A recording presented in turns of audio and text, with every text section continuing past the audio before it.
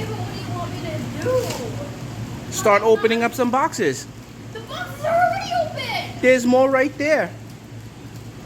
You think I can get through? Okay, enough excuses. What's up, everybody? Welcome back to the Center for Stingray Biology. Today we got a video a little bit different in nature. It is an unboxing video. We haven't done one of those in a really long time.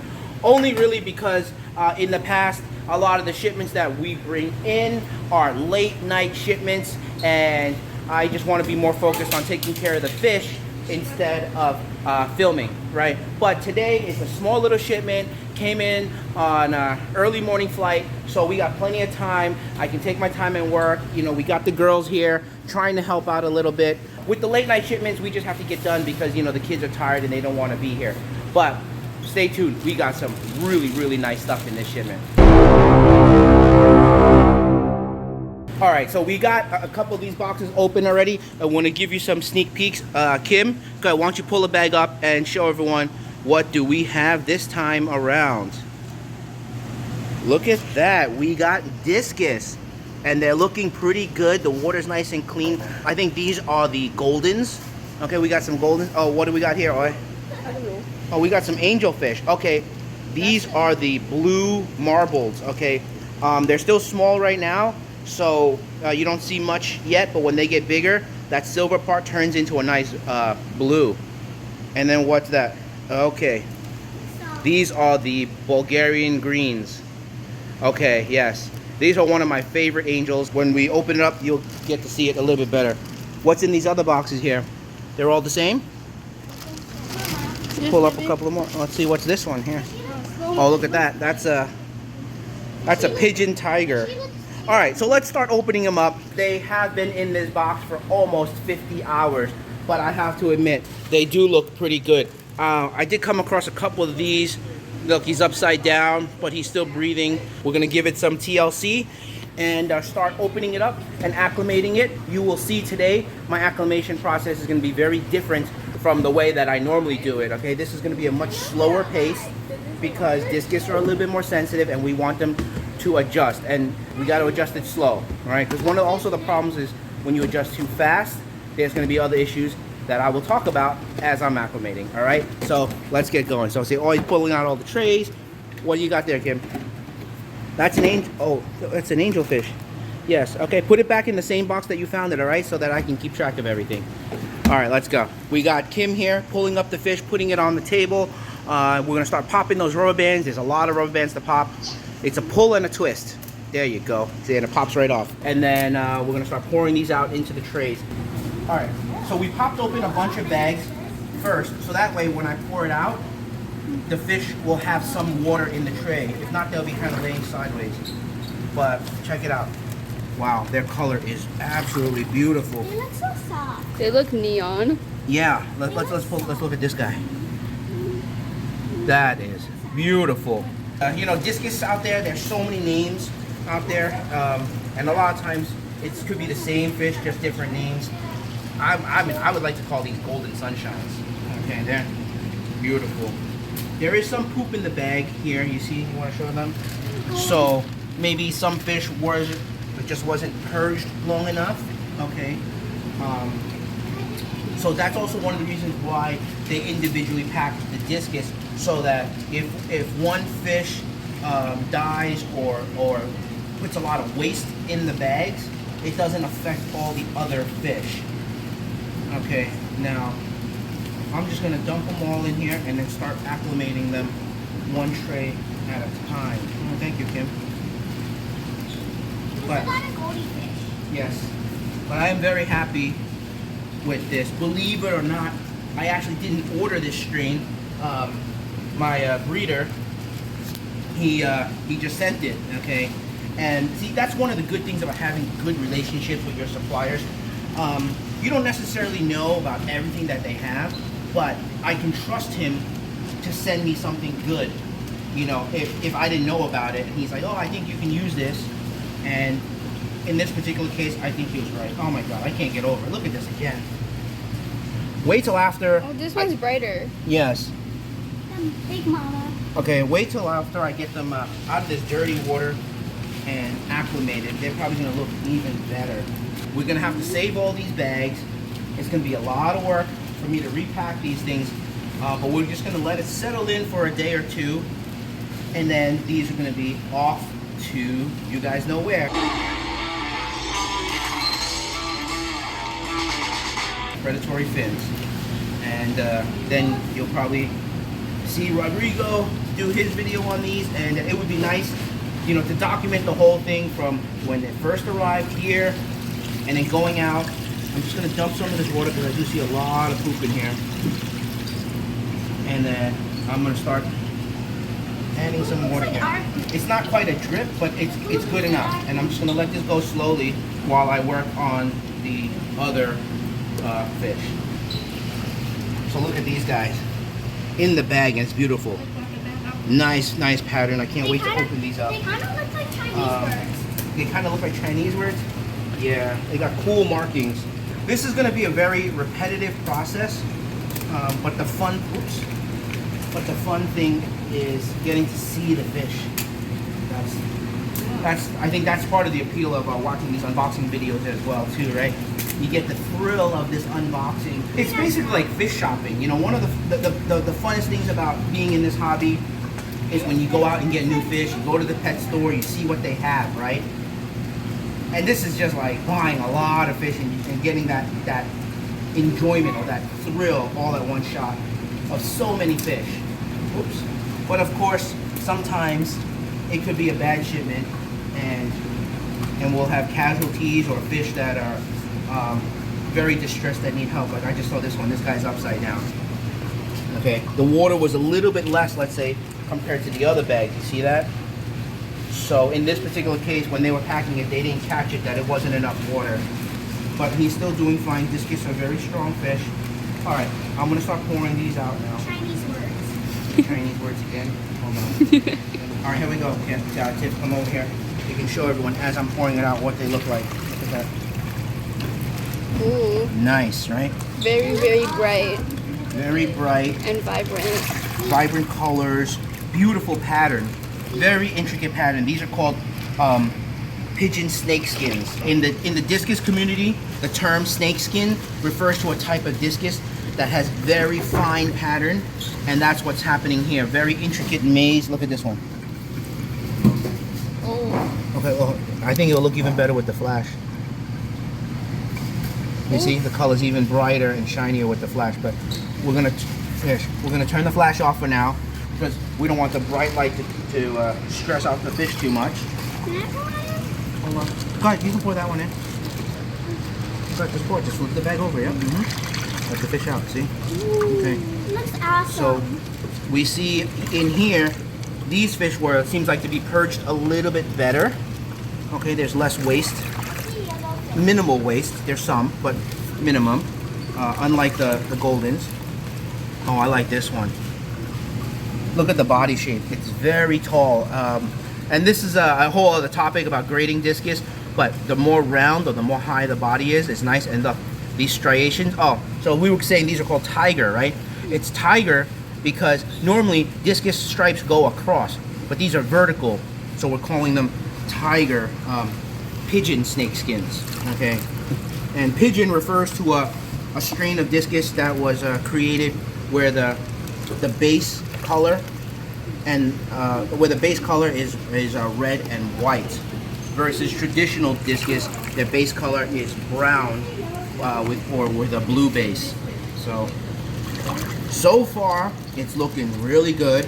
For those of you guys out there who know me and know what I did in the past, okay, discus was something I did a long time ago. I am quite familiar with handling discus. It's just I stepped away from discus and I got into dealing with stingrays. You've been filming down that whole time? Sometimes Okay. I would look up. All right, well, once in a while people want to see my face too. Yeah, I know the look fish up. are really beautiful and they're looking good, but okay, we do want to see me too.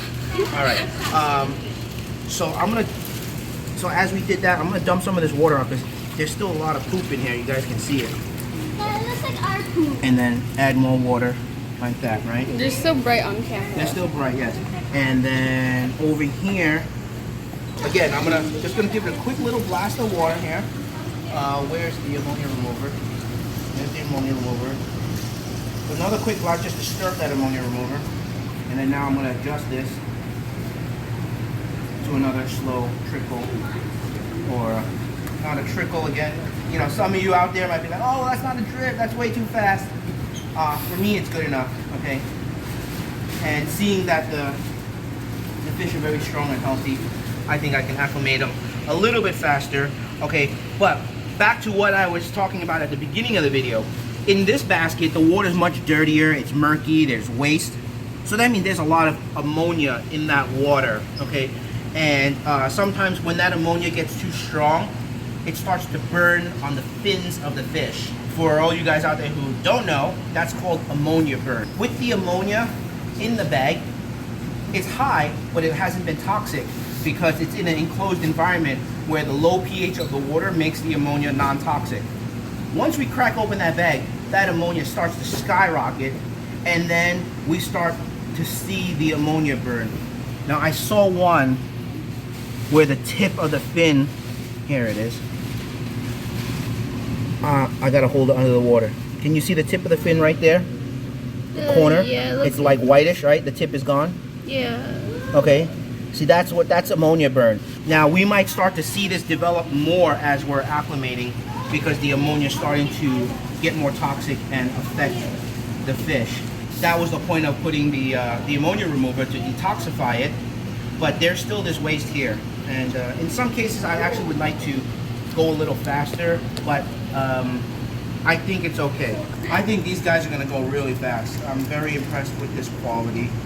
I guess this is a good welcome back shipment to Discus and Angelfish. I used to really be hooked on this, and when I get hooked on something, as you guys can see, it goes crazy. I got hooked on stingrays, look what that became. For my family's sake, I hope I don't get re-hooked on Discus, but for you guys' sake, I'm sure you want me to, then you're gonna see all kind of crazy stuff happening. All right. Oh, you know what I need to do? I need to give it a quick blast because I don't have air stones set up, so they do need some air. So this is just a quick blast of oxygen. I'm gonna do the same thing here, quick blast of oxygen. We just gotta wait now, okay? This batch is ready, and I'm gonna put it into their tanks first. Here we go, guys. The release. This is the best part when they come out and start swimming. Your new home, or actually your new temporary home, just for a couple of days. That's beautiful. Real nice. Now I can see better in their tank. They've been purged very well. I'm gonna let them settle in probably for like a couple of hours, and then probably gonna dump some food in there. I'm gonna start them off with some probably frozen bloodworms. All right, let me go get the other tray. You want to just wait there? Let's show them this one. So this is gonna go into this tank. There we go. Beautiful. Still a little poop, but real nice. Okay, look at that. Look at the color on that. These are called Tiger Turquoise. From the last batch, I think you guys now know why we call them Tiger, right? Because they have some vertical striping. And look at this guy. Oh my god. So this is the traditional base color of Discus. Turn on the flash. So red and blue with some brown base underneath. And these things are awesome. Okay. This was also one of my favorite types. Anything tiger, I just like vertical striping. You see, same thing with like the parrotfish. We've been getting the yellow tigers. I just like anything with tiger stripes. Water's a little bit dirty. Some more poop in here. Get rid of some of this water. Add the ammonia remover. And then start, I'll give it a quick blast to stir it up. And then now we're gonna run the drip. All right, so that's pretty much it, but some nice stuff. Let's take a good look. Look at this. So for all you guys who are into Discus, This is your chance to get some very high quality stuff. And when they get stressed, they show the black bars. You can see a little bit of black barring right there. It's called stress bars. And now we know why they're called stress bars, right? But very beautiful fish. All right. We might have to start up a nice planted tank. A buddy of mine, TMK Aquarius, I've known him for a long time. We've just never been in touch for the last couple of years. He reached out to me the other day, so we might have a collab going on. We're gonna do something with maybe some discus and him decorate a tank for us at Predatory Fins. All right. So for you guys who follow him, that should be some fun. It's so hard to get good help these days. Everyone just abandoned me. I'm here by myself now, and I still got a couple more boxes to go. But I'm ready to put these red melons into the tank. Looking really good after I acclimated them, and I'm just gonna hand pick them one by one and put them into the tank. Whoa, look at that. All right, well, we'll look at it in the tank later after I get them in. Sorry. 2 at a time. Plop, plop. There we go. Fizz, fizz. And let's see what a relief it is. Oh, sorry. I was looking at the fish. I wasn't filming properly. And there we go. So yeah, that one not looking so hot, but discus tend to lay down when they first come in. Let me wipe this tank down a little bit. All this water here. You know what? Let me get a towel. Wipe it down for you real quick so you guys can see better. When discus first come in, when they get a little bit stressed, they tend to lay down like that. It's nothing to really worry about. By tomorrow morning, he will be right side up. All right, and I will give you guys an update on them tomorrow. But we have to get back to work and get the rest of these angelfish out now. We're up to doing the angelfish now. We're unpacking these Bulgarian greens. Why don't you come in and let everyone take a look here. So now that we poured them out, we can get a better look at them. Here's one. Look at that. Oops. Oops. All right, let's get the bigger one. You see that? And turn on the light. You can see the green color on them. So as they get older, their bodies will become that light green. Leave it on. As they get older, their body will become more and more of that green, and their fins, the top and bottom fins, will become black. So it's a very unique, high contrast looking fish. We got this, and then after we're done with this, we got 2 other types of angels that we got to show you. All right, so we got all the angels acclimated out into these 4 trays. Come take a look. I already showed you the Bulgarian greens. This was the first basket, and now that they're acclimated, their color is coming back very nicely. Now this is the second basket, and you see there's some younger ones, and their coloration, their green hasn't come up yet. Maybe it's just because they're still young and they need to grow. So I'm probably going to separate those out and grow them out, right? But the larger ones will be, you know, ready for sale, like these guys who are already nicely colored up. These will be ready for sale. All right.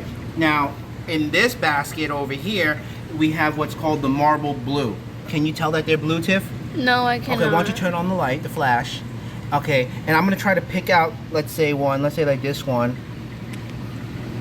Can you see you see it, the greenish blue? Yeah, but it's more green. Yeah, okay, so, I don't know, they call it marble blue, but you see that greenish on the top, right? So, as these guys grow, the silver part will actually be green. So, that's why they call them these marble. The marble meaning the black, and then the green or the blue, right? So these will be really nice when they get older. And then last but not least, we have over here, okay, you can turn on the light too. Okay. These are the albino redbacks. Okay, and these are pretty cool too. I didn't get too many because they are quite expensive. So they're an albino version of a wild angelfish called the redbacks. So the beak and the top of the head is golden. You can see it from the top view like this, right? And then their body is white. So it's really nice angelfish. Let me see. Look at this guy. Okay, and some of you guys might have a question, and I had the same question too. If you look at their gill, it's transparent, and look, and then on this side it's not transparent, and I think it just takes time for the color to develop on their gills. At least that's what the breeder told me. I'm not too familiar with this strain, so we'll see as time goes, but this is a very beautiful angelfish. All right, They're all glowy. they're all glowing. Okay, so that's all I have to show you guys today. We're just gonna wrap up this video, and hopefully I'll see you guys soon. All right, so take care, guys.